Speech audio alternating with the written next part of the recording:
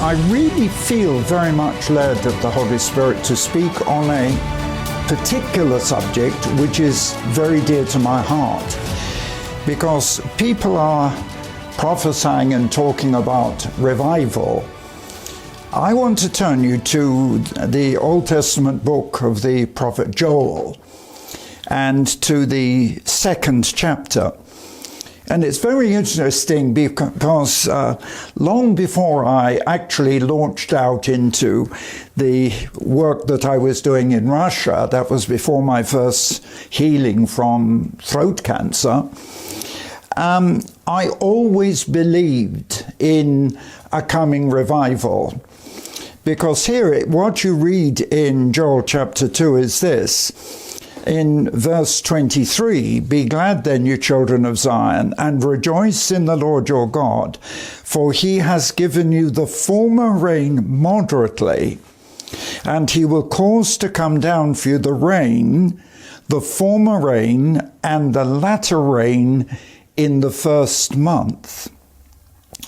Now, I think most people, certainly of my period, always believed that what this referred to was the first rain being the outpouring of the Holy Spirit on the day of Pentecost, as we read in the Acts of the Apostles, which, of course, Jesus had prophesied, "Tarry in Jerusalem and wait, and you will be endued with power after that the Holy Spirit has come on you." But I've also believed that there would come in the last days, before the final harvest, that there would come a second outpouring of the Holy Spirit.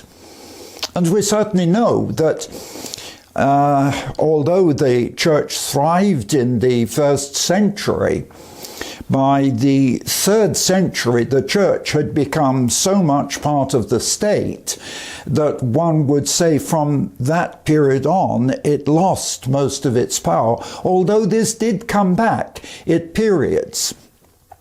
But the key thing to me is this, that what the prophet is talking about is something which was known in Israel, which is that when they planted the harvest, the seed, that there would come rain at the beginning to bring it to germination, and then immediately before the final harvest, the rain would come, and with the sun it would swell the grain and bring it to a real big harvest. And I'd always believed, having come out of a difficult period, of course, during the war and in the years that followed the war, I still believed that there would come a second major dramatic outpouring of the Holy Spirit. Now that's why when, as an evangelist, I was planting churches, it was actually in the year 1959, that I'd heard that there would be a World Pentecostal Conference to be held in Jerusalem on the day of Pentecost. Now, this intrigued me because I knew that 3,000 people would be attending from all over the world. I was aware of these World Pentecostal Conferences. I think they were held every 4 years at the time. And the only other one I'd been part of was, I think, in the early 1950s when it was in London. But what I sensed in my spirit was that if we could meet in Jerusalem on the day of Pentecost, and remember this was 1961 that the conference was held, Israel was only 13 years old, having been recreated in 1948. And looking at prophecy, I just believed that revival would break out. You know, the power of God would come. It's going to be something really outstanding. And of course, being me, I was desperate to be there. You know the story. How that I didn't have the money to go. I was married, I had 2 young children, I was evangelizing, and at the time I wasn't even taking a salary. You know, it was difficult.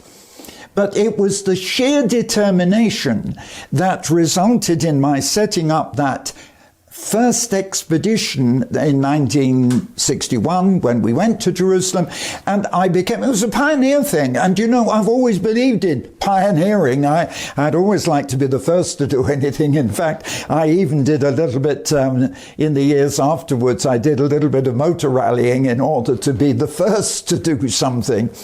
But the thing was that the thing that drove me was the sense that I actually believed that if I went to Jerusalem in 1961, that if I was in Jerusalem in the upper room on the day of Pentecost, this would be the literal fulfillment of Joel's prophecy.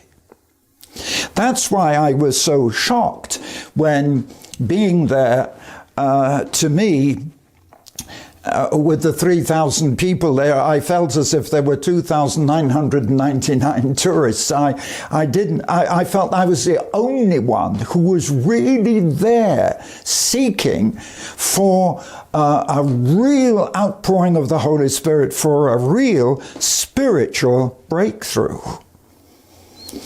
Well, it wasn't to come in that sense, but what I can tell you is now, looking back, exactly 60 years now, was 2021, it's exactly 60 years since I went.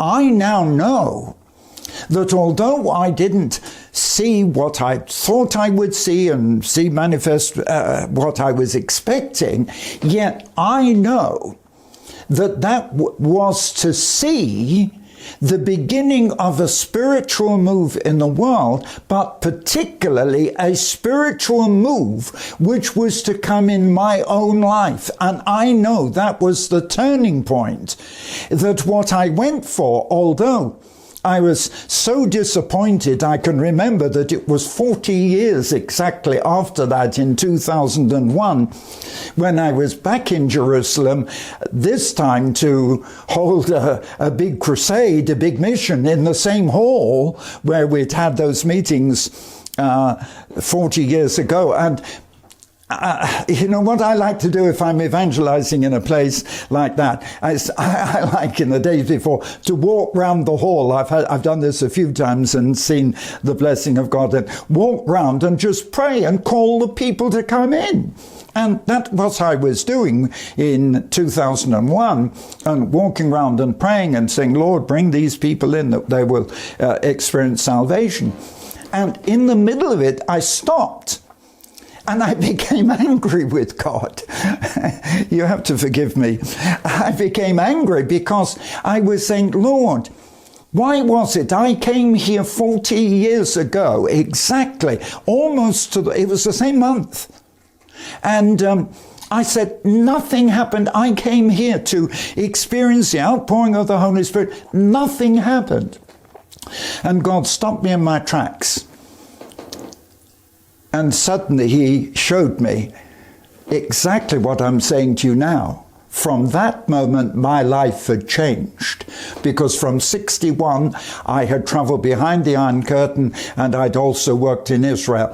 And all the great revival that was to come into Russia, the Far East, into the former communist countries, had begun by that year, 2001. It had started in the 60s, in the 70s, the 80s, and so on.